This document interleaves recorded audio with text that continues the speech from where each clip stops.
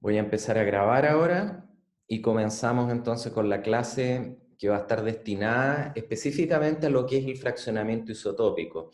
Les alerto que la clase es un poco árida, ¿ya? Yo he decidido desde hace bastante tiempo mostrarles a mis estudiantes en este curso cuál es el fundamento físico detrás de lo que es el fraccionamiento isotópico. ¿Por qué? Porque la gente en general suele como odiar los isótopos estables. ¿Y por qué? Porque no los entienden. El decaimiento radioactivo yo diría que es mucho más fácil de percibir e imaginárselo a pesar de que son ambos temas bastante abstractos, pero el decaimiento radioactivo es algo que probablemente estamos más acostumbrados porque ustedes saben lo que es la radioactividad y uno hasta como que puede imaginarse el mecanismo de decaimiento, a pesar de que hayan cosas muy específicas como la diferencia entre decaimiento, fisión, espalación, que eso ya es más técnico. Pero en términos generales, los isótopos estables, y sobre todo el fraccionamiento de isótopos estables en un curso de geoquímica suele pasarse de un punto de vista teórico muy por encima. ¿Por qué? Porque para poder pasarlo bien hay que tener algún background en termodinámica estadística y también en mecánica cuántica. Y esa es la ruta que yo siempre he seguido porque considero que es la mejor manera de entenderlo. Por lo tanto, si ustedes entienden lo que son los fundamentos físicos, van a entender mucho mejor después cómo trabajar con cosas tan simples, pero que a la vez son tan complejas como las notaciones delta. Y trabajar con el delta 18O para arriba, el delta D para abajo, el delta carbono 3, etcétera. Y les va a permitir a ustedes también poder entender un poco más los papers, porque hay bastante de poco tangible en esto, ¿ya? Y como introducción o como trabajo intuitivo preliminar, me gustaría que alguien me pudiera indicar más o menos, primero me describiera qué es lo que tenemos acá en términos de lo que es el marco, las condiciones de borde del proceso que estamos observando, y después qué es lo que está ocurriendo.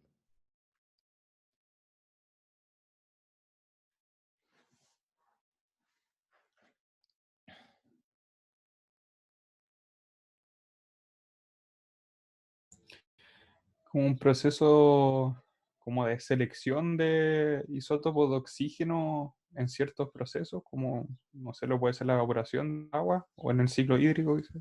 Exacto, exacto, es eso. Lo primero, entonces, acuérdense que en geología nosotros siempre tenemos que describir las cosas a pesar de que no las entendamos. Y ese es el enfoque que viene de la época de los grandes naturalistas que fueron los que desarrollaron esta disciplina. Describir, anotar en un papelito qué es lo que se está observando, aunque uno no lo entienda.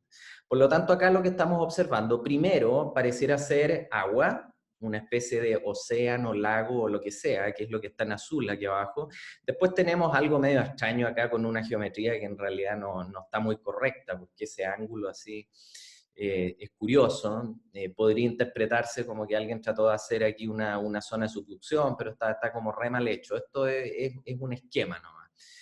Lo que está claro es que aquí hay un cuerpo de agua, aquí hay un continente o hay tierra, aquí hay un proceso que está ocurriendo, ¿ya?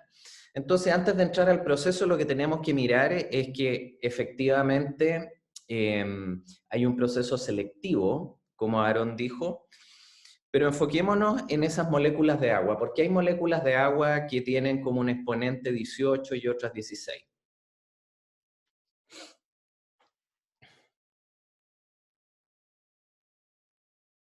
Tú mismo, Aaron, aprovechemos. Son dos isótopos de oxígeno que son estables, supongo, por el tópico. Exacto, exacto. Y si tienen ustedes la aplicación, vamos a hacer el ejercicio de nuevo.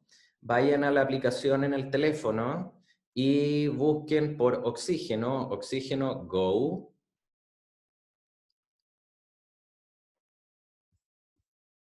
No sé si está Catalina presente, sí.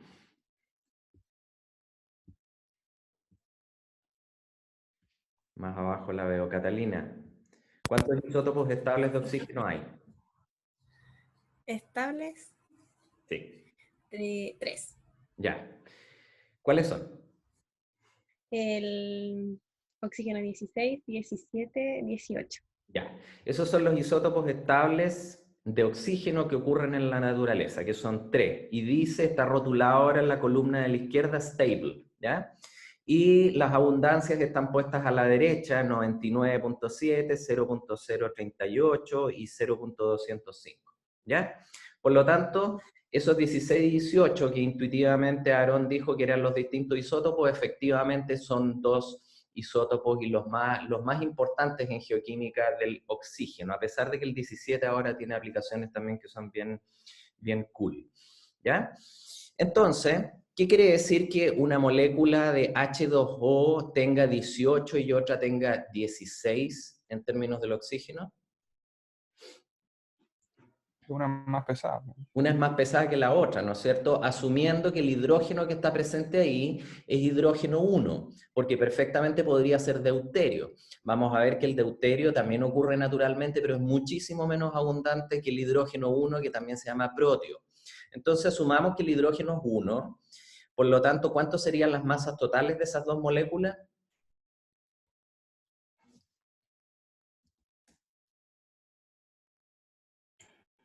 20, 18 UMA.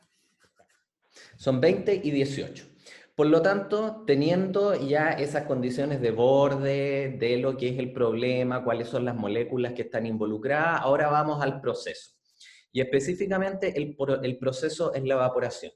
¿Qué ocurre entonces, según ustedes, de manera intuitiva, con las moléculas de oxígeno, de agua, en este caso, que contienen distintas masas en un proceso evaporativo?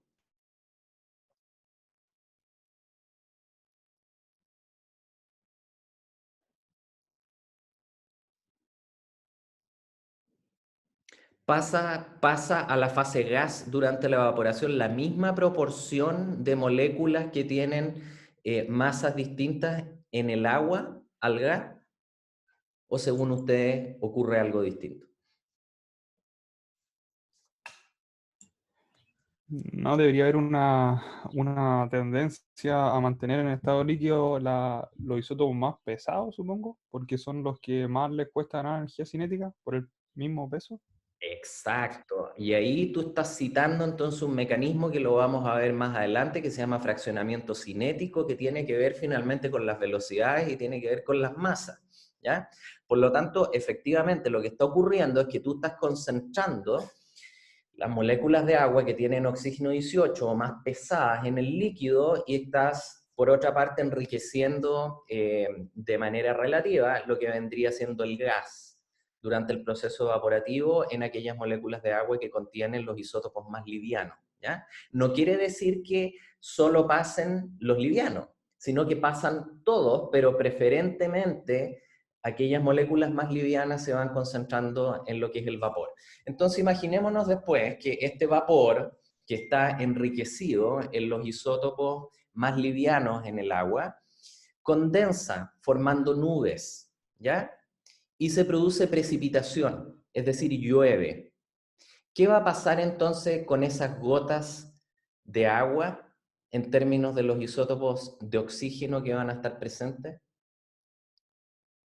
¿Van a estar enriquecidas esas moléculas en los isótopos más pesados o los más livianos, en las gotas de agua?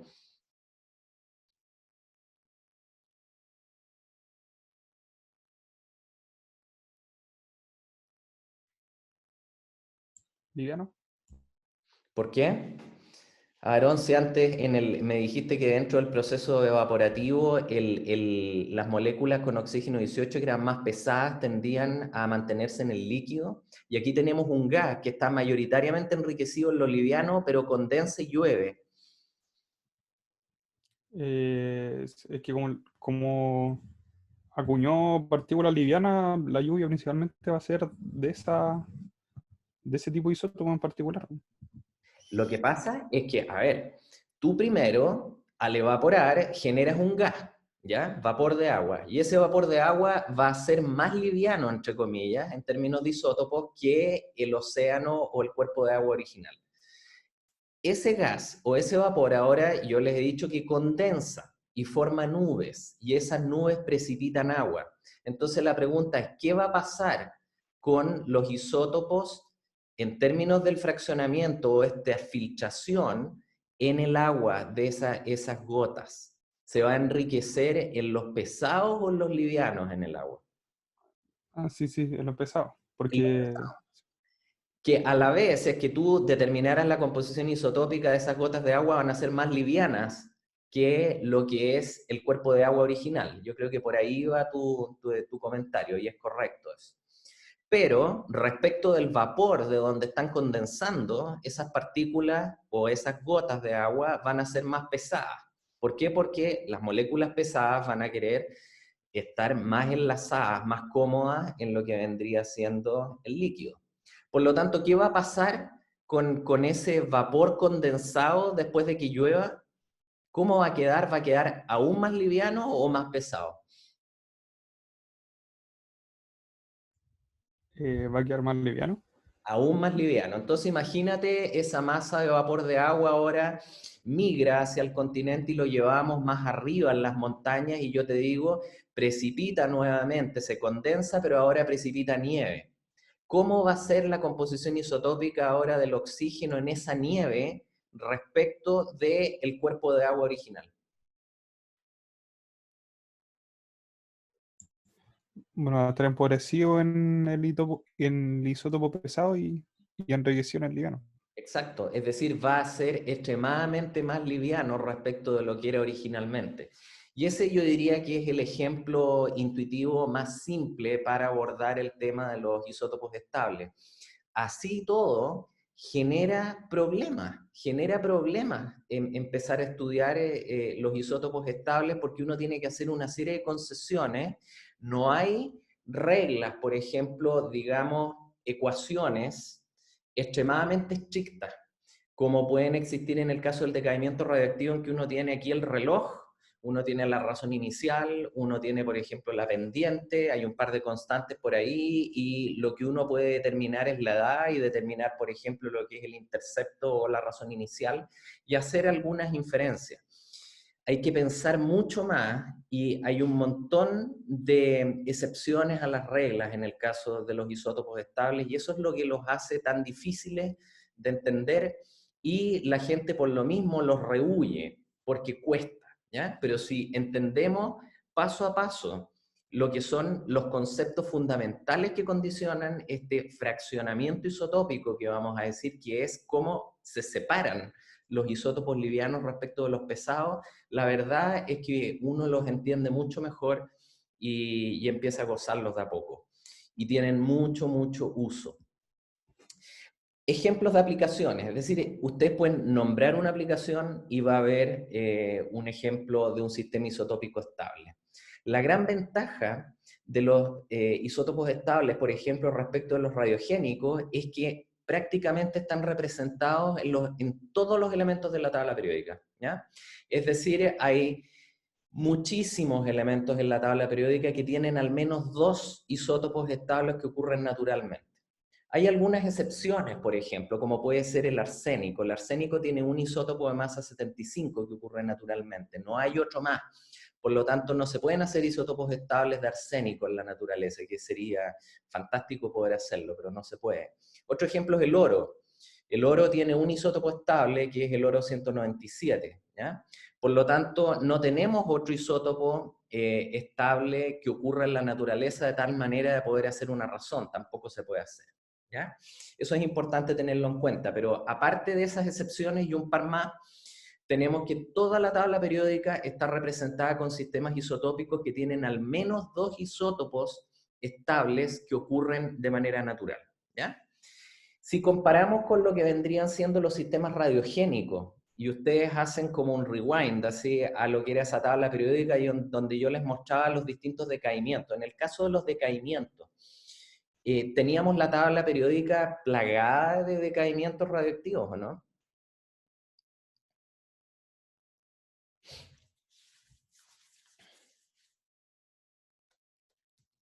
¿Sí o no?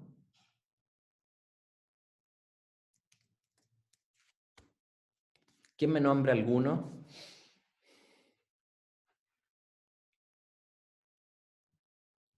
De los que hemos visto hasta ahora. Profe, yo no entendí la pregunta. A ver, una de las ventajas que tienen los isótopos estables es que están representados en toda la tabla periódica. Es decir, salvo contadas excepciones, como les decía, el arsénico y el oro, tenemos que cada elemento de la tabla periódica tiene al menos 2 isótopos estables que ocurren naturalmente. Eso quiere decir que tenemos muchísimas aplicaciones, ¿ya? Porque tenemos muchísimos elementos con isótopos estables a utilizar. Entonces, la pregunta que les hacía, si ustedes hacen un rewind a lo que es la materia de isótopos radiogénicos, había una de las diapos al comienzo que yo les mostré en las primeras clases, que era una tabla periódica con marcado, por supuesto, aquellos elementos que tenían decaimientos radioactivos. Entonces, la pregunta era si es que teníamos la tabla periódica llena de decaimientos radioactivos que pudiéramos utilizar.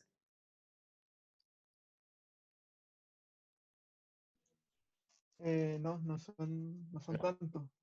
¿Y cuáles eran, por ejemplo? Ustedes pueden nombrar por lo menos 5 que sean los más relevantes.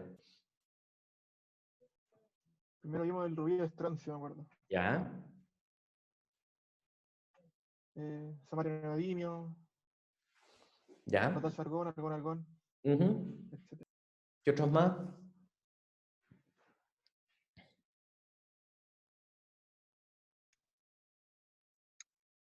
Uno que tuvieron que hacer ahora en la tarea recién, ajustar unas pendientes. El lutenio hafnio. Lutecio hafnio, ¿ya? ¿Qué otro más? El más importante de todos probablemente junto con el argón-argón. Uranio plomo. Uranio plomo, ¿ya? Además de algunos poquitos decaimientos más que son más específicos y que no hemos visto en este curso, la verdad es que no hay más.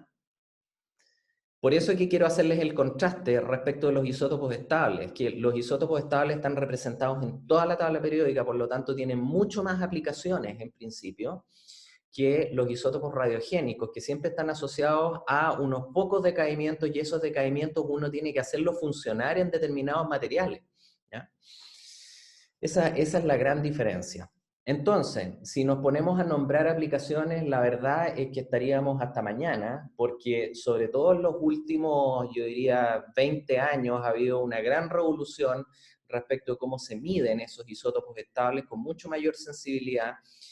Y 30, 40 años atrás habían algunos sistemas que pensábamos que simplemente no se fraccionaban, y en la actualidad con instrumentos más precisos sí que podemos medir esos fraccionamientos. Por lo tanto, es mucho lo que se ha avanzado. Aquí hay ejemplos de cómo los isótopos estables, por ejemplo, se utilizan en lo que vendría siendo la etapa temprana de formación del sistema solar, en cosmoquímica, en geología económica, en todo lo que tiene que ver con el ciclo de las rocas, desde el magmatismo, el metamorfismo, la volcanología, después todos los procesos sedimentarios, erosivos. Si vamos a la geotermia, también hay mucha utilización en lo que vendría siendo el origen de los fluidos. Si vamos a procesos más superficiales, por ejemplo, que tienen que ver con la geología ambiental, con el cambio climático, con la oceanografía, con el sistema hidrológico, con la hidrogeología, es decir, ustedes díganlo y ahí hay un sistema isotópico que se puede utilizar estable específicamente. Y si vamos ahora a cosas que están mucho más en lo que vendría siendo el fringe, así de lo que son las ciencias de la Tierra, hay aplicaciones que ustedes probablemente ni siquiera se imaginan, como por ejemplo todas las aplicaciones de isótopos estables en ciencia forénsica, aplicaciones de isótopos estables en lo que se llama la geología médica, que en realidad es un término que no me gusta mucho, pero tiene que ver un poco con todos los procesos biológicos del ser humano, los impactos que puede tener el ambiente en la salud de las personas, como este artículo aquí abajo que dice isótopos estables de metales en el cuerpo humano, un tributo a lo que es la geoquímica de la medicina. Es decir, ese término a mí me gusta más lo que es la geoquímica de la medicina, más que lo que es la geología médica, que es un término que no me agrada mucho. Por lo tanto, tenemos toda una interfase entre lo que es el mundo bio y el mundo geo y el mundo hidro, donde los isótopos estables juegan un rol preponderante. Vamos a ver en la próxima clase, cuando hablemos del hidrógeno y el oxígeno, que incluso los datos de isótopos estables se están utilizando en algunos casos en juicio, porque es posible determinar en base al pelo en qué partes de una determinada geografía un determinado individuo estuvo presente. ¿Ya? ¿Por qué? Porque uno es lo que come. Entonces, si uno toma agua o uno come algo en un determinado lugar, uno va a adquirir la composición isotópica del agua en ese lugar. ¿Ya? Y eso se registra en el pelo, por lo tanto uno puede saber a lo largo de lo que es un pelo, si es que la persona ha tenido desplazamientos extremadamente grandes, por ejemplo, en latitud o en longitud. Por lo tanto, son cosas que se están empezando a utilizar incluso como pruebas en juicios de crímenes. Es muy interesante. Por lo tanto, para que ustedes tengan una idea y recuerden esto de los isótopos estables, después cuando probablemente se les olviden los detalles más técnicos, los isótopos estables se utilizan principalmente como trazadores. Eso es lo que se llama un fingerprinting. Ese término en inglés es muy bueno porque tiene que ver con la huella digital, y un fingerprinting quiere decir como trazar lo que vendría siendo el origen o la forma y las características de esa huella digital. Por lo tanto, el dato de isótopos estables, que es una razón isotópica, finalmente va a determinar, por ejemplo, lo que es la fuente o cuáles son los procesos que ocurrieron. Teniendo ese dato, nosotros podemos hacer una interpretación que es más bien forénsica, como yo les he dicho, y determinar cuáles son los potenciales procesos que pudieron haber ocurrido. Y esa es la forma como se trabaja, por lo general, con isótopos estables. Ahora, si vamos a lo que es la carta de los nucleidos, que está aquí desglosada en 3 porciones distintas, porque ustedes saben, este es un chorizo extremadamente largo, ¿dónde están ubicados los isótopos estables? ¿O qué color representan en la tabla periódica? Perdón, en esta carta de los nucleidos. Al centro y son negros. Son negros. Al centro y son negros. Uno podría decir, hay mucho más nucleidos radiogénicos que estables. ¿Y por qué el profe nos dijo entonces que en la tabla periódica uno tenía muchos más sistemas isotópicos estables que radiogénicos? Y la respuesta está en que prácticamente todo lo que ustedes están viendo ahí en rosado, en celeste y en amarillo son isótopos radiogénicos que tienen vías medias extremadamente cortas, y muchos de ellos también son sintéticos. Por lo tanto, los decaimientos que nos importan y que son útiles en ciencias de la Tierra, con vías medias largas y que ocurren naturalmente, son relativamente pocos. Y son más o menos esos que nombró Tomás hace un rato atrás. En cambio, si nosotros miramos ahora todo lo que vendría siendo esta parte central, esta costura o esta sutura en el centro de la carta de los nucleidos, donde están los isótopos estables que ocurren naturalmente, tenemos muchos más. Aquí les doy un ejemplo, sobre todo con aquellos que están ubicados en la parte más baja, donde están las masas más livianas, ¿ya? Tenemos, por ejemplo, los isótopos estables del hidrógeno. ¿Cuántos isótopos estables tiene el hidrógeno que ocurren naturalmente de acuerdo a la carta de los nucleidos? 2. 2, ¿no es cierto? ¿Y por qué no hay un tercero ahí, por ejemplo, ese, que dice H3? No, porque según la simbología es inestable. Es inestable. ¿Y sabes cómo se llama ese o no, Natalie? Siempre se me confunden los nombres entre los tres, pero... El primero, ¿Tritio? Si no me equivoco. claro, el primero es el protio, que es el hidrógeno 1. El hidrógeno masa 2 es el... Empieza con D. Ese siempre es el que se me olvida. Ese es el deuterio, ¿ya? Deuterio. Y el tercero es el tritio. Y el tritio es radioactivo, es inestable y tiene una vida media extremadamente corta. Y por ejemplo, el tritio que está presente en este momento, en nuestro momento histórico, ahora es un tritio que viene de lo que son las explosiones de las bombas nucleares. Y ustedes saben que las primeras explosiones nucleares ocurrieron por ahí por el año 44, 45, los primeros test y las bombas ya en Hiroshima y Nagasaki en el 45, y de ahí en adelante. Por lo tanto, todo el tritio que está presente en este ambiente, que ha decaído ya, porque tiene algunas décadas de vida media, está presente, pero va a llegar el momento en que va a desaparecer completamente, si es que no se siguen tirando bombas o si es que no siguen habiendo accidentes nucleares o reprocesamiento de combustible, ¿ya? Por lo tanto, nos olvidamos del tritio. Es un sistema que se utiliza, por ejemplo, para datar agua subterránea, pero es un sistema que decae, ¿ya? Después, yo les podría preguntar cuántos isótopos estables hay de carbono. Vamos al carbono.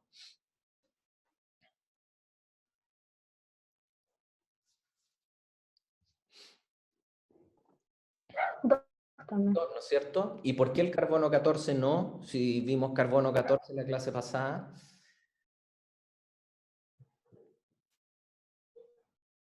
Porque decae. Porque decae, ¿no es cierto? ¿Y cuál es el modo de formación del carbono 14? Es de origen cosmogénico. Se forma por espalación en la atmósfera y después entra al sistema biológico y podemos utilizarlo como un reloj que tiene una vida media más o menos de 5.700 años, ¿ya? Por lo tanto, no es un isótopo estable, tiene utilidad, al igual que el tritio en datación, pero no son estables. Así que correcto es el carbono 12 y el 13. Ahora si vamos, por ejemplo, al oxígeno. El oxígeno, como vimos, tiene 16, 17 y 18. No crean que siempre son 2 o 3. Hay algunos sistemas isotópicos que tienen un montón de isótopos estables que ocurren en la naturaleza. Pero en general, yo diría que los más utilizados tienen más o menos entre 2 y 3. ¿Ya? Ok, vamos a ir paso a paso de tal manera que ustedes puedan entender cuáles son las diferencias que se generan en las propiedades de los compuestos cuando nosotros variamos las masas de sus isótopos estables. Aquí tenemos, por ejemplo, lo que vendrían siendo las abundancias del hidrógeno, el carbono, el nitrógeno, el oxígeno, y si se dan cuenta, hay algunos isótopos, en el caso del oxígeno el 16, en el caso del nitrógeno el 14, en el caso del carbono el 12, en el caso del hidrógeno, el proteo específicamente 99.9, así que hay uno de esos isótopos que vendría siendo mucho más abundante que el otro, ¿ya? Esto nos va a llevar después a definir que las razones isotópicas siempre van a ser entre el pesado y el liviano, porque el pesado tiende a ser menos abundante que el liviano, ¿ya? Es una convención. Pero siempre hay uno que es mucho más abundante que el otro. Ahora, todos los isótopos en general de un elemento tienen las mismas propiedades químicas como lo que puede ser el enlace, la valencia, sobre todo a escala macroscópica. Pero hay diferencias que son bastante sutiles, que tienen que ver con la masa, cuando se combinan distintas masas. Y el efecto principal que va a tener esta combinación de masas distintas va a estar en las energías vibracionales de los enlaces, ¿ya? Por eso que ahora es bueno reflotar un poquitito lo que aprendimos de mecánica cuántica, recordar un poco si tuvieron algo de mecánica estadística, esto de los enlaces. ¿Por qué? Porque tiene una aplicación directa para poder entender por qué los isótopos estables finalmente se fraccionan. Y se fraccionan principalmente por efectos vibracionales. Entonces ustedes podrán entender por qué es difícil esto de entender, si es que nunca se les da el background apropiado en un curso de geoquímica para lo que es el capítulo de isótopos estables. Entonces, veamos primero para lo que vendría siendo el hidrógeno y el oxígeno, cómo pueden cambiar las propiedades ahora de un compuesto tan importante como puede ser el agua. Aquí tenemos entonces lo que vendría siendo el agua con masa, en este caso 16, y proteo, y aquí tenemos, por ejemplo, lo que vendría siendo agua pesada, que vendría siendo D2O, es decir, es una molécula donde el hidrógeno está presente casi en su 100% como deuterio y no como proteo. ¿Han escuchado el término agua pesada en algún momento?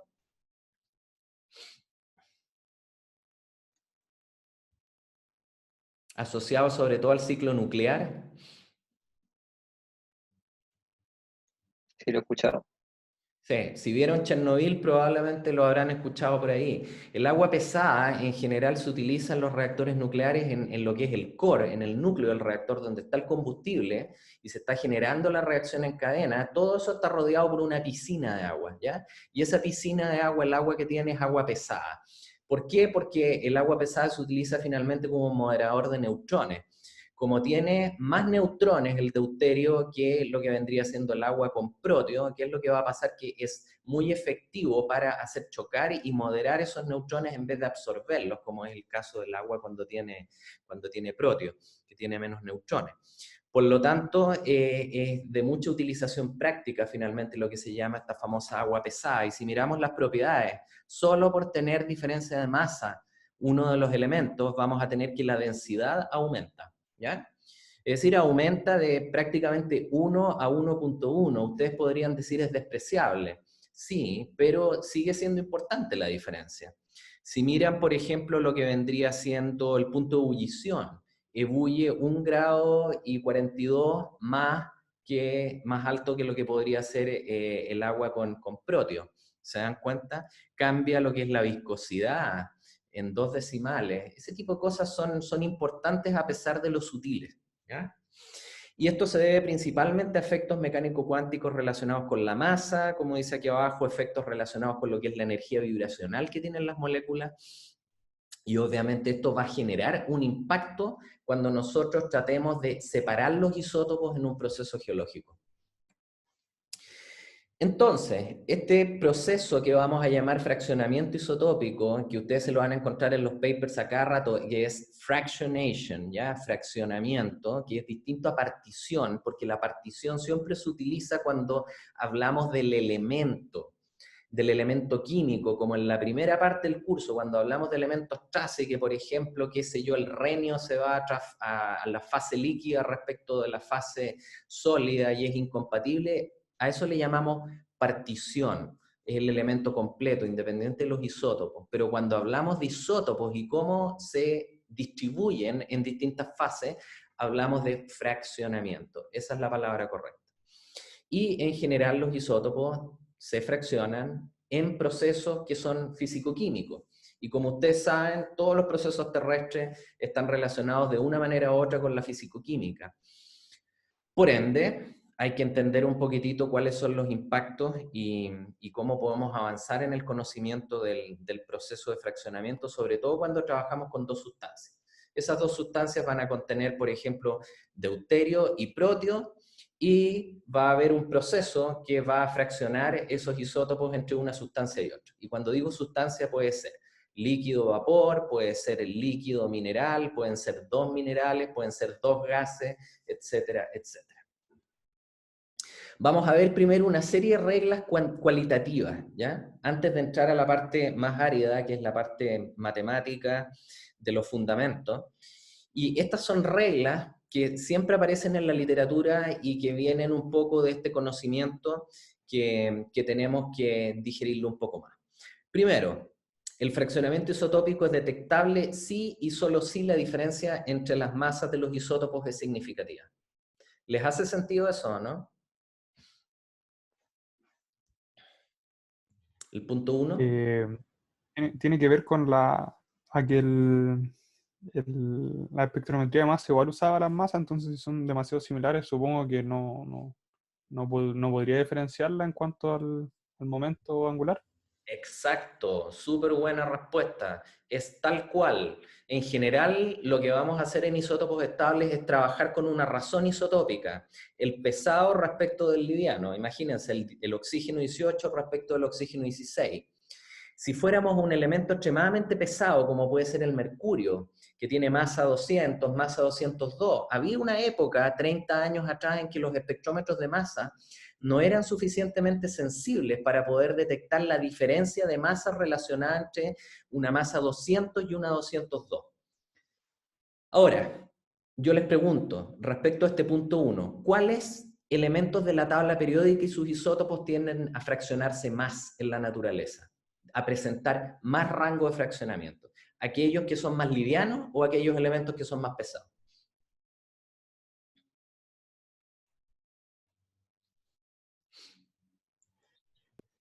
Yo creo que los más livianos. Exacto.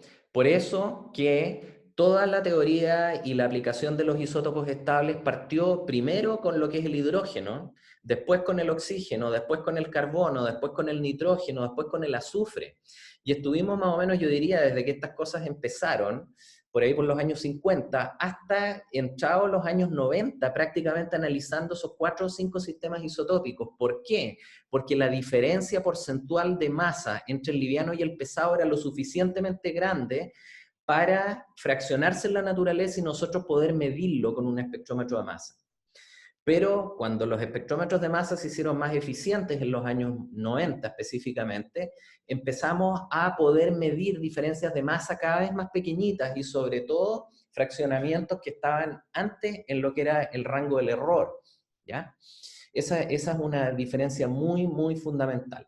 Por ejemplo, para que quede bien claro el punto, ¿cuál es la diferencia porcentual entre el proteo y el deuterio en términos de masa?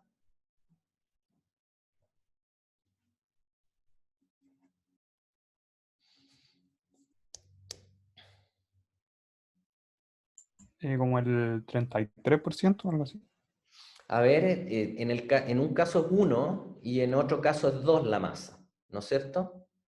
Por lo tanto, uno podría decir que hay una diferencia de masa de 1 respecto de lo que vendría siendo la masa promedio, que puede ser, ustedes pueden tomar 3 o pueden tomar 1 o algo por el estilo. Es bastante grande esa diferencia. Si lo comparan, por ejemplo, entre la diferencia de masa porcentual que existe entre el oxígeno 16 y el oxígeno 18. ¿Cuánto sería en ese caso? La diferencia de masa entre el 16 y el 18 oxígeno.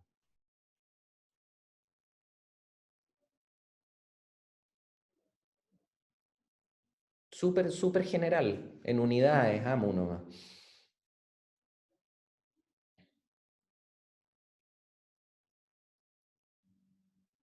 En ese caso tienen una diferencia de 2 respecto de lo que podría ser una masa de 16 o 17 o 18. Se dan cuenta que porcentualmente la diferencia de masa es menor respecto de lo que es la masa promedio. Y si siguen subiendo en la tabla periódica, obviamente que se van a encontrar con cada vez menores diferencias de masa. Dime, Aaron. Sí, que no sé cómo formular la pregunta, pero ¿no tenderían a ser más significativas las variaciones en el número másico de átomos grandes debido a que como son núcleos más estables, o sea, más estables me refiero a que pueden variar más esos neutrones en cuanto como a la estabilidad debido a que no hay una repulsión tan grande, ¿no? No tienes que mirarlo desde ese punto de vista porque son todos estables. Por lo tanto, tienes que simplemente comparar lo que es la diferencia de masa entre los isótopos respecto de lo que es la masa que tienen esos isótopos. ¿Te das cuenta? Es la diferencia de masa respecto de la masa. Entonces, obviamente que para aquellos elementos que son más livianos, vas a tener mucho más variabilidad en las masas respecto de la masa que en aquellos isótopos que son mucho más pesados. Por lo tanto, los isótopos más livianos se van a fraccionar mucho más en la naturaleza, van a tener un rango de variación mucho más amplio que aquellos isótopos que son más pesados, ¿ya? Así que no lo piensen como que unos son más estables que otros, son todos estables, ¿ya? Es la diferencia de masa que existe entre el liviano y el pesado la que cuenta.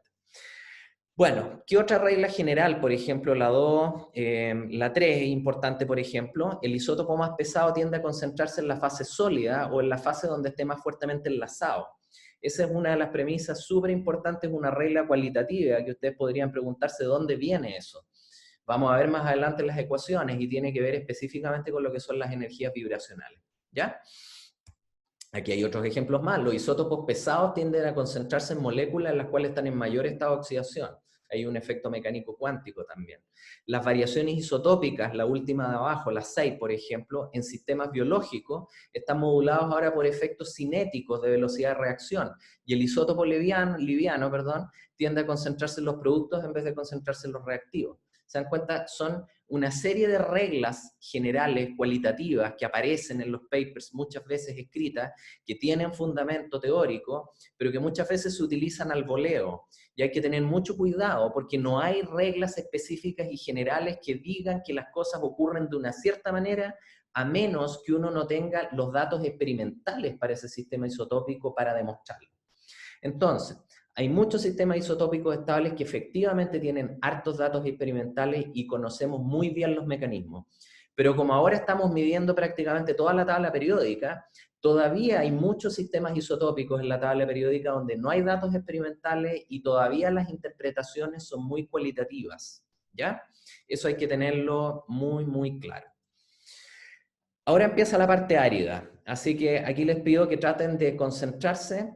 Finalmente, esta cosa no es difícil, yo tampoco les voy a controlar todas estas cosas tan, podríamos decir, de cálculo de ecuaciones complicadas. Hay algunas de ellas que les voy a decir que son importantes y que deberían conocerlas, pero hay una progresión aquí de conocimiento que es importante que por lo menos una vez en la vida la vean. Entonces, nos vamos a imaginar una reacción que está acá, que es una reacción de intercambio isotópico, de isótopos que se mueven entre dos fases distintas que les vamos a llamar A y B, que puede ser dos minerales, puede ser dos gases, puede ser un líquido, un mineral, en fin, da lo mismo. Y A y B minúsculas corresponden a los coeficientes estequiométricos. L viene del inglés light, es el isótopo que está presente en esa fase, liviano, y H viene de heavy, del inglés, y es el isótopo pesado que está presente en esa fase. Entonces, finalmente lo que ocurre en esta reacción es un intercambio isotópico de los isótopos livianos y los pesados entre las dos fases, ¿ya? Es decir, las cosas se están moviendo en una reacción. Si nosotros planteamos lo que es la constante equilibrio, aquí está la constante equilibrio, que puede definirse, ustedes saben, como el producto de las concentraciones de los productos elevados a sus coeficientes estequiométricos dividido por lo mismo de los reactivos. Y lo que estamos haciendo aquí es arreglar un poco lo que es la nomenclatura y definir una razón isotópica entre lo que vendría siendo el isótopo pesado respecto del liviano en la fase A, respecto de lo que vendría siendo el isótopo pesado respecto del liviano en la fase B. ¿Les hace sentido esto? Es como súper clave, así que si es que tienen duda aquí, por favor, pregúntenmela para avanzar sin mayores alteraciones. Esta cosa que hasta acá les recuerda una definición de algo similar en la primera parte del curso.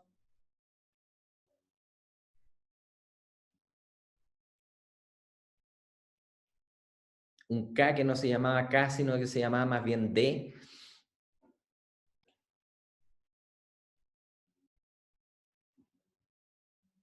¿Se acuerdan o no? La partición. Exacto. Es una definición de un coeficiente de partición, finalmente. Acuérdense que yo les dije que eran procesos equivalentes, pero cuando hablábamos del elemento completo, sin importarnos los isótopos, decíamos partición, y cuando hablábamos de los isótopos, que es lo que estamos viendo ahora, hablamos de fraccionamiento. Por lo tanto, este K, que es una constante de equilibrio rearreglada ahora entre las fases donde se está produciendo el intercambio, es un coeficiente de partición finalmente. Con la única diferencia que estamos escribiendo una razón entre el isótopo pesado y el liviano para cada una de las fases. Obviamente eso elevado a sus coeficientes estequiométricos. Ahora es donde las cosas se complican. ¿Y por qué? Porque para poder entender el fundamento, y ustedes pueden leerlo y ahondar un poquitito más en el White, hay que meterse a lo que es la termodinámica estadística, ¿ya? Y yo no sé si en el curso ese físico-química o termodinámica que tienen en el plan común vieron algo de termodinámica estadística. Yo sé que depende del profesor con quien tomen, pero ¿alguien en ese curso vio termodinámica estadística?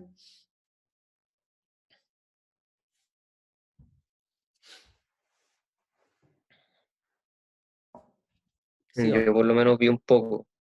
Ya, ¿y te acuerdas en términos generales, Joaquín, lo que era la termodinámica estadística? Sí, no me interesa una respuesta al callo ni nada, sino que ¿qué es lo que te acuerdas o qué es lo que recuerdas tú de la termodinámica estadística? Que intentaba modelar eh, procesos como la cinética mediante a número de moléculas y probabilidades. Exacto. Súper bien. Entonces a mí me gusta esta figura que está puesta acá porque la base de todo, ustedes saben, es la mecánica cuántica.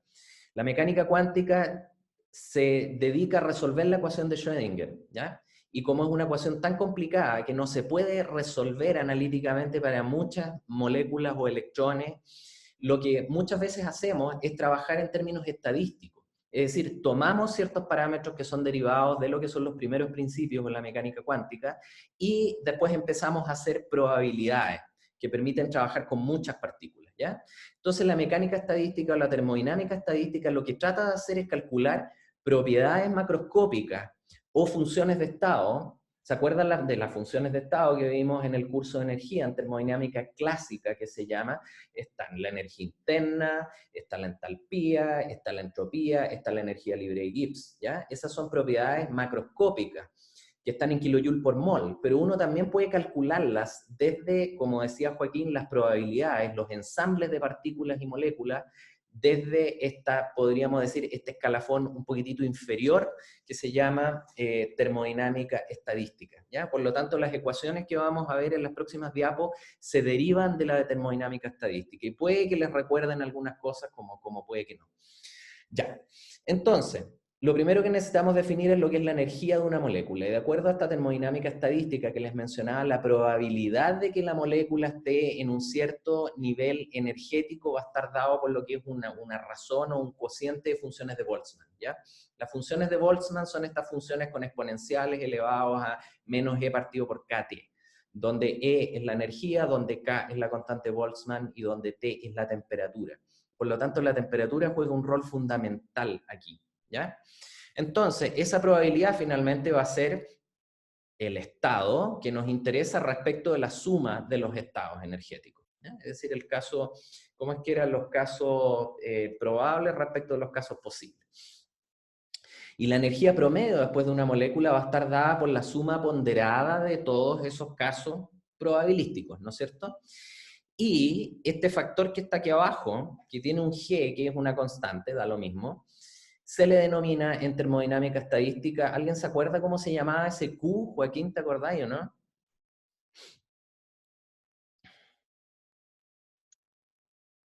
No recuerdo bien. Función de partición, ¿ya? Se llama función de partición, ¿por qué? Porque finalmente todos estos niveles están cuantizados, están particionados, y de ahí viene la cosa, ¿ya? Entonces representa lo que vendría siendo el estado del sistema, este Q famoso en termodinámica estadística. Cuando un sistema está degenerado, ¿se acuerdan cuando los orbitales estaban degenerados, que tenían geometrías para todos lados? Aquí es más o menos lo mismo. Una degeneración es cuando hay distintos niveles energéticos, y eso está dado por esta constante llamado G.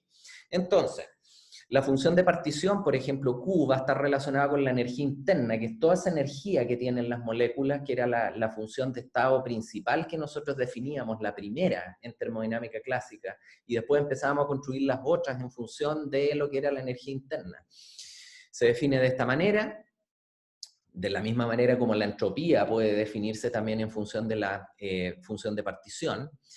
Y si nosotros ahora tomamos estas dos ecuaciones que están acá, que ustedes es probable que las recuerden del curso de energía, delta G menos RT ln de K sub A con una constante equilibrio, en este caso, cuando hablamos de termodinámica estadística, vamos a reemplazar la constante equilibrio por una constante que, en vez de definirse con las concentraciones en moles, se define en base a los Q, a las constantes, o estas más bien dicho funciones de partición, ¿ya? Así que aquí estamos simplemente reemplazando la concentración de las cosas por su estado energético, entre comillas, signifique lo que signifique.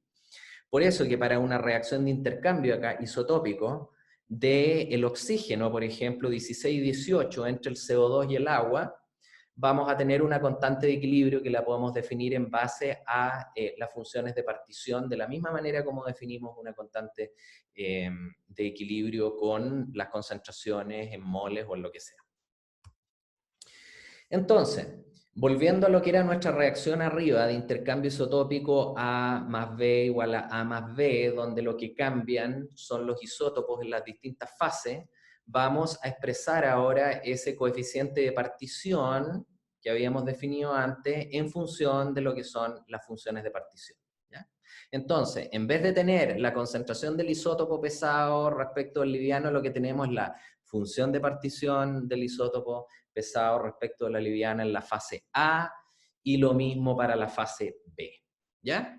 Entonces, estos valores de acá representan la energía del sistema, y ustedes saben que un sistema tiene distintas contribuciones de energía, sobre todo cuando estamos hablando de moléculas.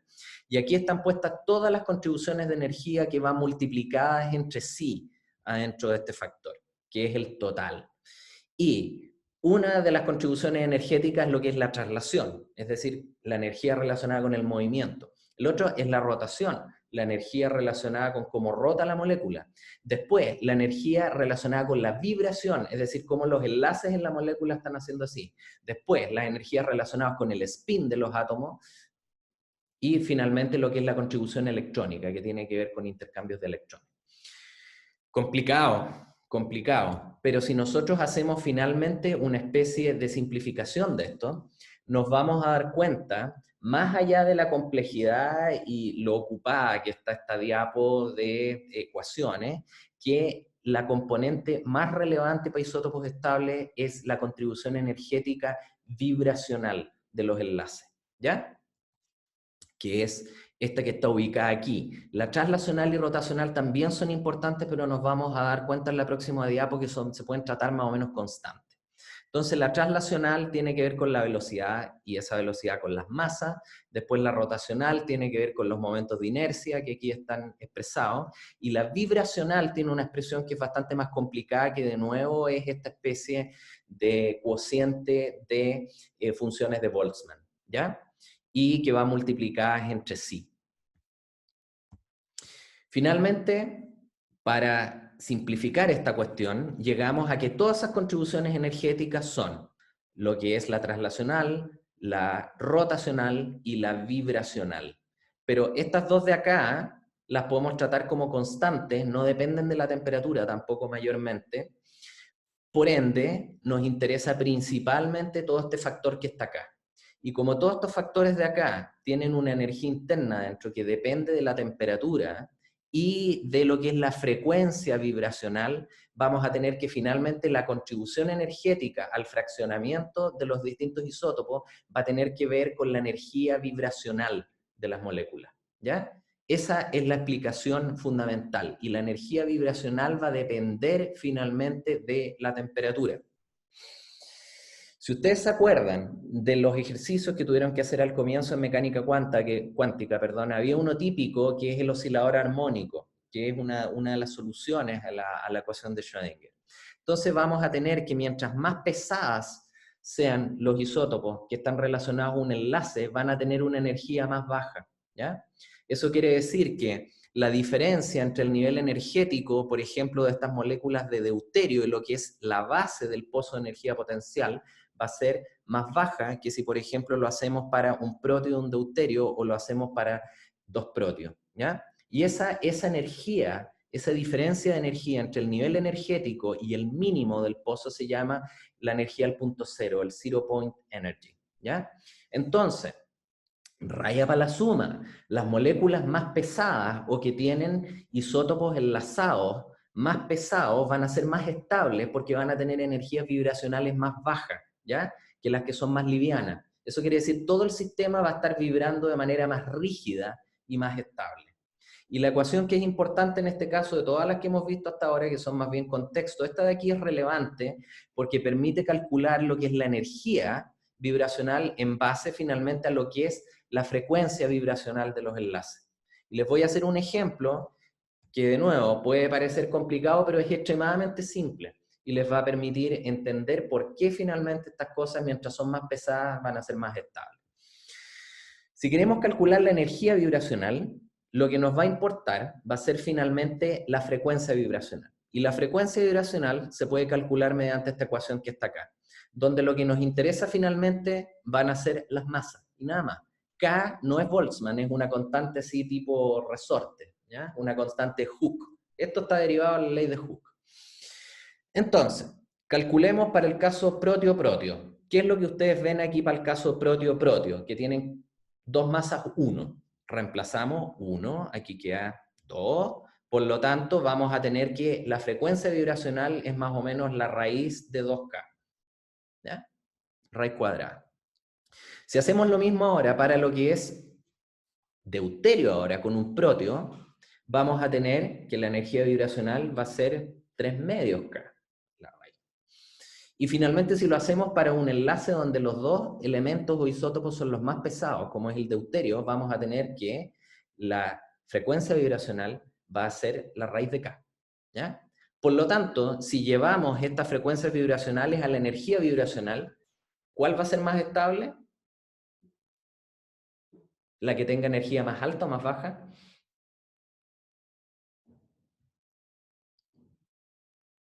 La con energía más baja, ¿no? Más baja.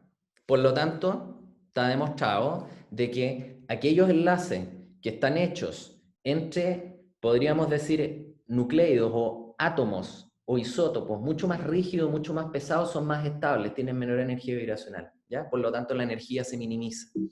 Y eso es súper importante porque nos permite demostrar la regla de que finalmente aquellos isótopos más pesados tienden a estar fraccionados o tienden a enriquecerse en el medio donde van a estar más fuertemente enlazados, que es una regla así cualitativa que la vimos varias diapos atrás, de las primeras, ¿ya? Y aquí están estas dos reglas de fraccionamiento que se derivan de la teoría. El primero es lo que se llama el fraccionamiento de equilibrio o termodinámico, donde el isótopo más pesado tiende a concentrarse, como les dije, en la fase donde va a estar más fuertemente enlazado. Y este es un principio como súper general que uno lo puede aplicar a varios sistemas isotópicos y funciona. Y hay otro tipo de fraccionamiento que tiene que ver con las velocidades y tiene que ver con las masas, ¿ya? También. Y es el llamado fraccionamiento cinético, que dice que en general el isótopo más liviano tiende a irse hacia los productos. Estas son las dos cosas que ustedes tienen que recordar más, que hay dos tipos de fraccionamiento y esos dos tipos de fraccionamiento pueden observarse en todos los sistemas isotópicos bajo distintas condiciones de repente. Por eso que es difícil agarrar esto de la teoría de isótopos estables. Veamos el fraccionamiento de equilibrio y yo creo que aquí se les va a empezar a iluminar la ampolleta, si es que están confundidos. Veamos lo que es el intercambio isotópico ahora entre el oxígeno 18 y 16 para dos moléculas, ¿ya? Que es el CO2 y el H2O. Aquí estamos. Tenemos el CO2, el H2O. Y lo que vamos a hacer va a ser intercambiar el oxígeno 16 por el 18 en ambas moléculas. Definimos la constante de equilibrio como, si ustedes se dan cuenta aquí, las concentraciones de esto por esto, dividido por las concentraciones de esto por esto, elevado a sus coeficientes estequiométricos. Y yo les digo, el dato experimental dice eso, 1.042. ¿Les hace sentido que esta reacción tenga una constante de equilibrio 1.042? ¿O hay algo que les causa ahí como algo raro?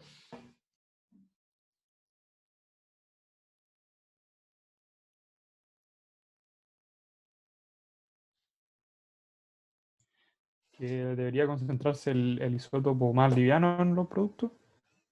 No va por ahí la cosa. Mira, si tú miras esta reacción, CO2 más, aquí lo que estamos diciendo es que un medio CO2 más agua es igual a un medio CO2 más agua. ¿Cuánto debería ser la constante de equilibrio de eso?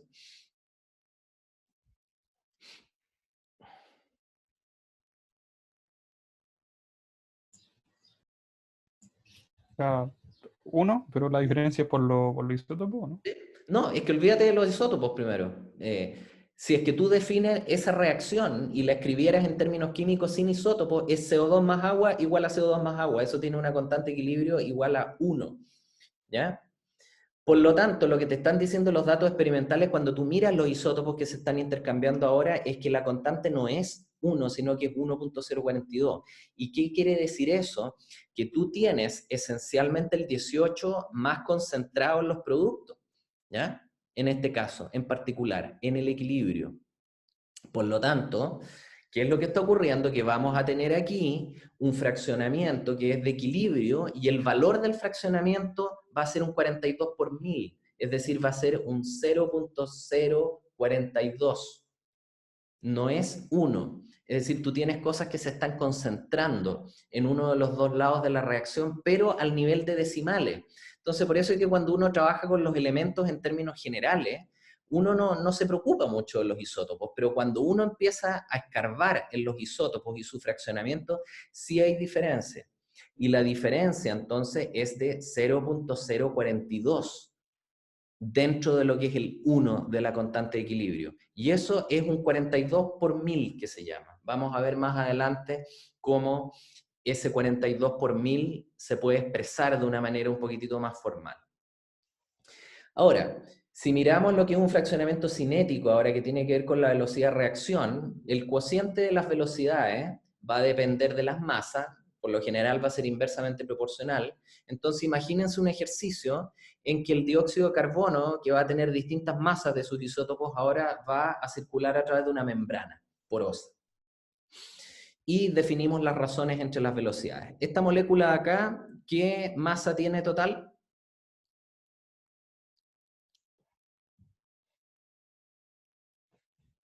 ¿Está aquí?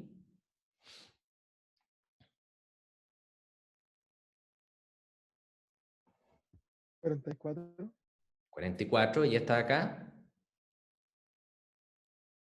45. Y esto da 1.011. Eso quiere decir que hay una diferencia de velocidades que redunda en una diferencia de masa y en un fraccionamiento isotópico que está en el ámbito del 0.011. ¿Ya? Así que este es un fraccionamiento cinético y el valor es de un 11 por 1000. Es decir, hay un fraccionamiento de los isótopos relacionado ahora con una velocidad. Ese es un ejemplo de lo que es el fraccionamiento cinético. ¿Ya? Por lo tanto, para poder definir los fraccionamientos que ocurren en las reacciones, uno define la famosa notación delta, ¿ya? Y esta notación delta está expresada aquí para un elemento y un isótopo, y se define como la razón isotópica del isótopo pesado siempre respecto del liviano en la muestra dividida por el estándar, ¿ya? El estándar es un material que tiene composición isotópica conocida, con la cual nosotros comparamos nuestra muestra, le restamos 1 y multiplicamos todo por 1000. Esa es la definición de la notación delta, ¿ya? Han escuchado de la notación delta antes, me imagino, el delta D, el delta 18, el delta carbono, así en términos muy generales. ¿Han escuchado?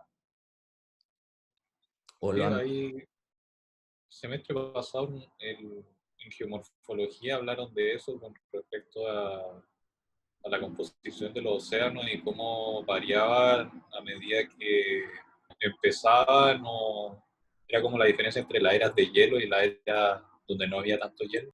Exacto. ¿Por qué? Porque vamos a ver que el delta 18O, es decir, el fraccionamiento isotópico depende de la temperatura. Entonces, si es que uno puede medir la composición isotópica del oxígeno en el agua o en los hielos, por ejemplo, o en los sedimentos, uno puede reconstruir más o menos cuál era la temperatura de equilibrio en esa época, y eso ha variado en función del clima.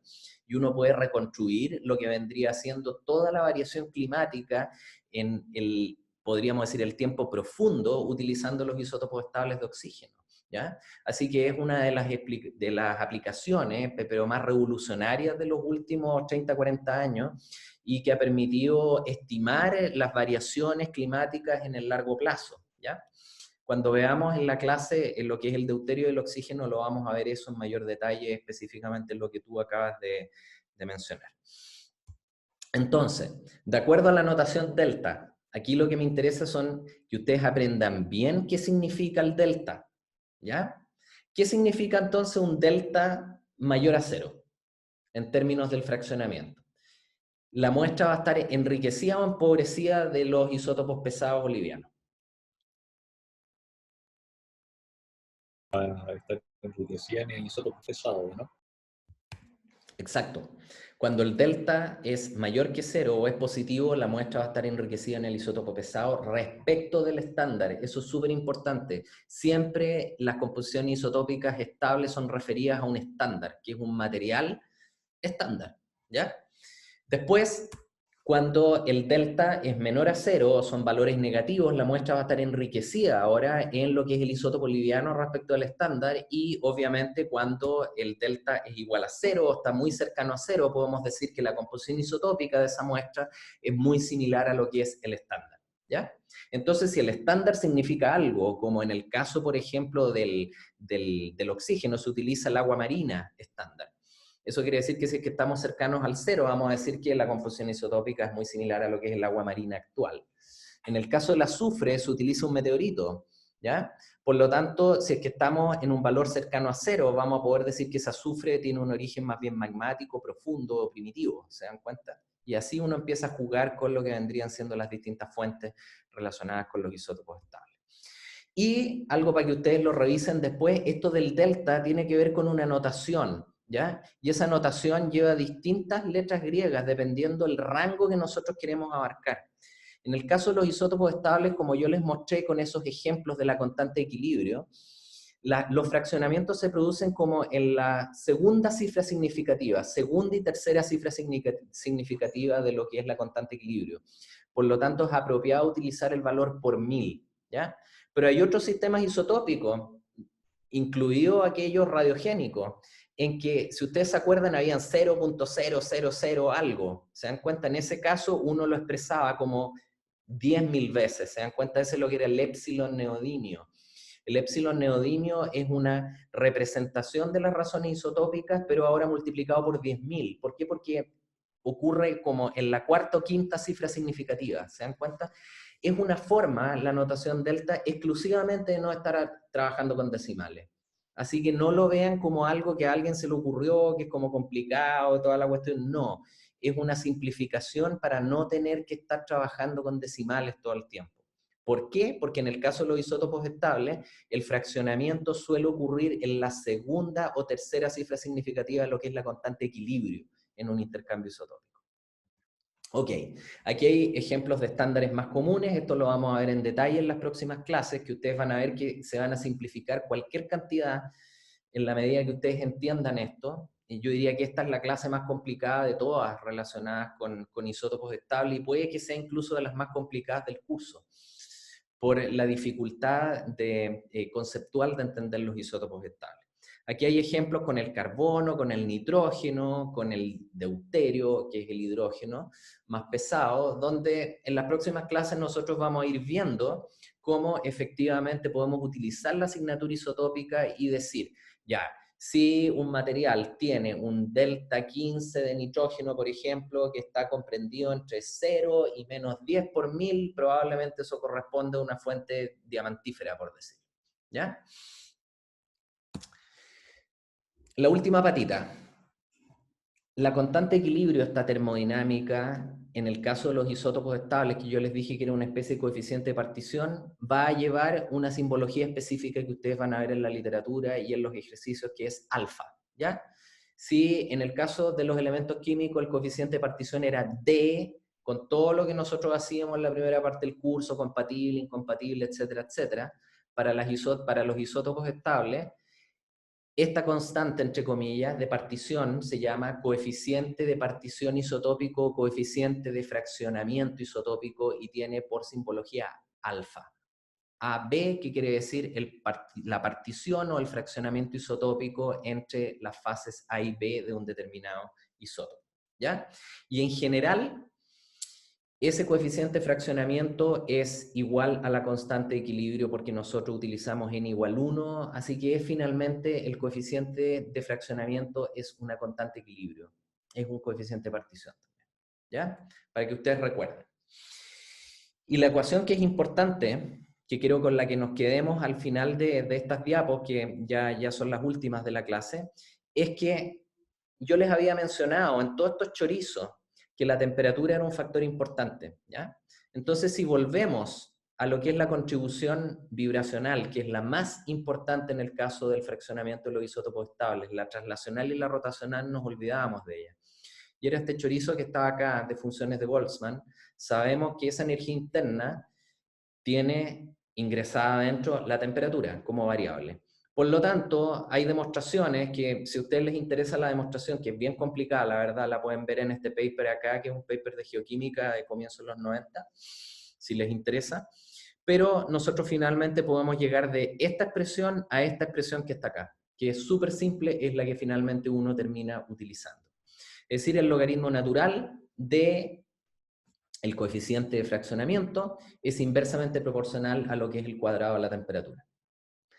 Y esto se puede finalmente escalar a todos los sistemas isotópicos de un punto de vista experimental y configurar una línea o una curva, dependiendo cuántos términos tenga esto, donde A y B son parámetros de ajuste, ¿ya? Y están tabulados. Por lo tanto, si nosotros para un determinado intercambio isotópico queremos calcular cuál es la temperatura y sabemos el valor de esos A y B, vamos a poder hacerlo.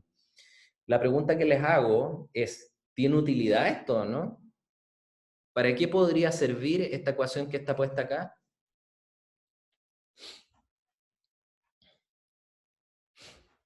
Podría servir para saber la temperatura en donde se va a formar más de un isótopo o de otro, ¿o no? Exacto. Es un geotermómetro, y es un geotermómetro en base a isótopos que es extremadamente usado. Es decir, imagínense ustedes en una veta que tiene calcita y cuarzo en un yacimiento. Una veta, ¡pum!, que corta la mineralización o que contiene mineralización. Ustedes muestrean el cuarzo y ustedes muestrean la calcita, que están en, podríamos decir, contacto paragenético, se formaron al mismo tiempo. Si se formaron al mismo tiempo, van a haber intercambiado un isótopo en común entre el cuarzo y la calcita, que va a ser el oxígeno, y específicamente el oxígeno 16 y el 18. Por ende, nosotros podemos medir la composición isotópica en un espectrómetro de masa del cuarzo y después medir la composición isotópica del oxígeno, esa razón isotópica, en la calcita. Y vamos a tener para cada uno de ellos un valor delta. Y teniendo ese valor delta y teniendo los parámetros de ajuste, uno puede calcular la temperatura a la cual se formó la beta, ¿ya? Y se puede hacer de la misma manera, por ejemplo, para calcular las temperaturas atmosféricas en el largo plazo, para calcular las temperaturas de los océanos, que era más o menos lo que mencionaban ustedes, que habían visto en algún curso el semestre pasado, para poder estimar las condiciones climáticas del pasado, ¿ya? Por lo tanto, esta ecuación que se deriva de algo tan complejo como la termodinámica estadística, uno la ocupa de manera práctica para poder estimar lo que vendría siendo la temperatura de un determinado proceso. Y para darles un ejemplo, antes de terminar, aquí están los valores de este coeficiente de fraccionamiento o esta constante de equilibrio para lo que es el oxígeno y para lo que es el hidrógeno en el caso de la evaporación del agua, ¿ya? Entonces, esta curva aquí segmentada gruesa es para el oxígeno y la curva que está segmentada fina es para el hidrógeno.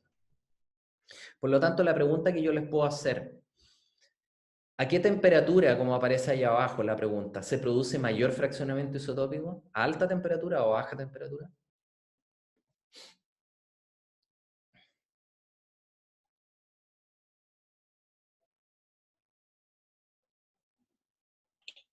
A mayor temperatura. A menor, ¿ya? Y esa es una regla de los isótopos estables también. Los isótopos estables se fraccionan mucho más a menores temperaturas, ¿ya? Menores temperaturas en términos relativos, ¿ya? Ahora, en los sistemas magmáticos, los isótopos estables también se fraccionan, pero el rango de fraccionamiento es mucho más estrecho que para un proceso análogo a más baja temperatura. Y la ventaja, entonces, que mientras más amplio sea ese fraccionamiento, nosotros vamos a poder medirlo más simple.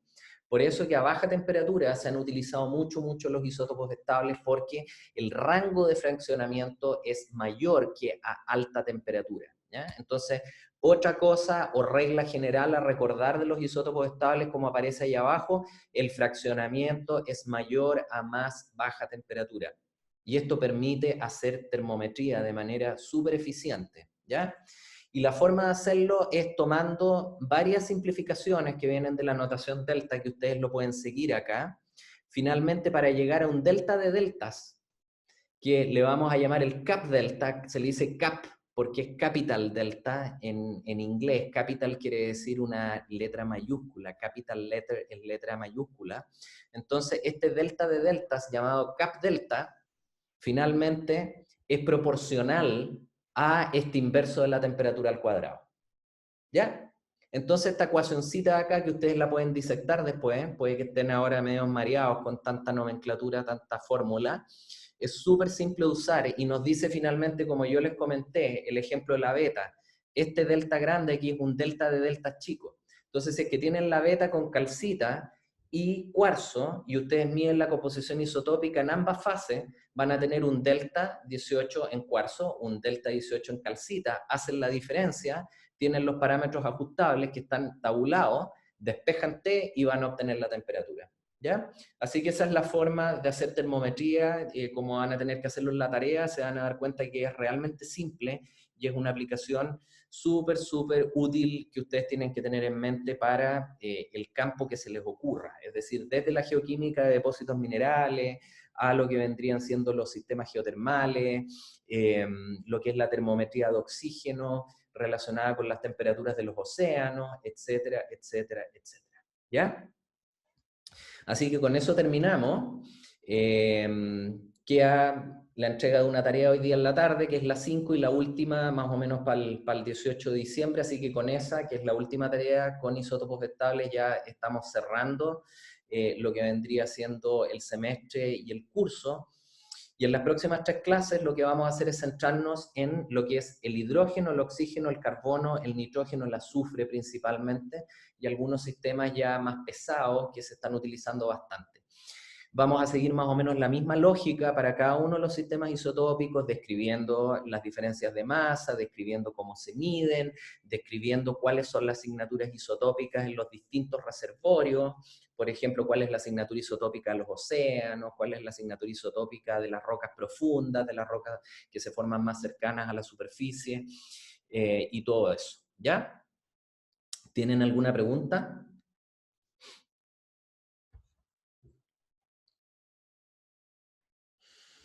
El mensaje, yo diría, después, sobre todo una clase que puede sentirse difícil, es repásenlo, léanlo, después cuando empiecen a hacer la tarea y sobre todo cuando empecemos a ver a partir del próximo jueves, porque el martes próximo es feriado, ya la sistemática de los sistemas isotópicos estables, la verdad que se van a dar cuenta que es bastante simple, pero me interesa sobre todo que ustedes alguna vez hayan sido expuestos a de dónde viene todo esto, porque es muy difícil encontrarlo también en la literatura.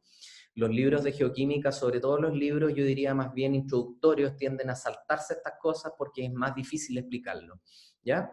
Así que espero que esta información les sirva de contexto, sobre todo si ustedes quieren dedicarse a estas cosas, quieren aprender más o quieren entender mejor los procesos de fraccionamiento isotópico. Eso. Quedamos hasta acá entonces, y si no hay preguntas, nos vemos. Dime. Tenía una pregunta, pero es como relativo al control. Usted dijo, no entendí bien, como al decir que como que no iba a controlar los isótopos estables o no va a profundizarlo. El control 2 va a ser hasta uranio plomo. No me refería a eso. Lo que me refería es que en esta clase todos los aspectos que son mucho más complicados matemáticos, como yo les mostré, sobre todo con esas funciones de partición y esas cuestiones, eso no pretendo ni controlarlo, ni como se dice, ni se los voy a preguntar en las tareas, ¿ya? Ahora, cosas que son relevantes, por ejemplo, si ustedes pueden para dos isótopos distintos de distinta masa calcular lo que es la energía vibracional en base a lo que vendrían siendo esas fórmulas de lo que es la frecuencia vibracional, eso podría preguntárselos, pero son ecuaciones súper simples, donde E es igual a N más un medio multiplicado por la frecuencia, y esa frecuencia es una fórmula relativamente simple donde ustedes ingresan las masas. Es decir, a lo más les preguntaría una cosa como esa, ¿ya? Para poder demostrar de que, por ejemplo, moléculas más pesadas en general tienden a ser más estables. Pero todas las otras cosas ya más complicadas, eso no pretendo controlarlo. Pero sí, la materia de isótopos estables desde hoy día hasta lo que va a ser la última clase del curso, sí va a entrar en la tarea y en el control. Pero van a ser cosas bastante más simples que estas complejidades que les mostré hoy día. Hay ciertas ecuaciones que son claves, se dan cuenta las de termometría, la de la energía vibracional con lo que son estas frecuencias vibracionales, los delta, esas cosas obviamente que tienen que saber. ¿Ya? Ok. Eso. Que tengan entonces un buen fin de semana largo y nos vemos el jueves de la semana próxima. ¿Ya? No, profe, está bien. Chao. Profe. Gracias. Chao, chao. Gracias. Nos vemos.